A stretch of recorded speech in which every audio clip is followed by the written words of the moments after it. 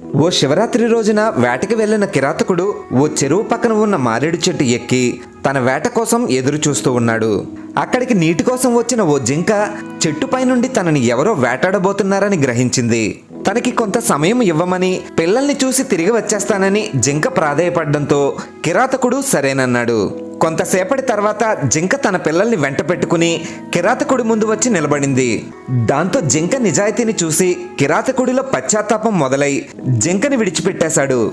మనిషిగా మారిన కిరాతకుడు బాధపడుతూ పశ్చాత్తాపంతో కన్నీరు కార్చడం మొదలుపెట్టాడు. కిరాతకుడి కన్నీటితో పాటు కొన్ని మారేడు ఆకులు కూడా రాలి ఆ చెట్టు కింద ఉన్న శివలింగంపై పడడంతో ఆ కన్నీటి అభిషేకానికి పరవశించిపోయిన పరమశివుడు కిరాతకుడి ముందు ప్రత్యక్షమై ఆ జన్మలో కిరాతకుడికి సకల భోగభాగ్యాల్ని ప్రసాదించి వచ్చే జన్మలో గుహిడిగా జన్మించి శ్రీరాముడి స్పర్శతో మోక్షాన్ని పొందుతావని శివుడు కిరాతకుడికి వరాన్ని ప్రసాదించాడు.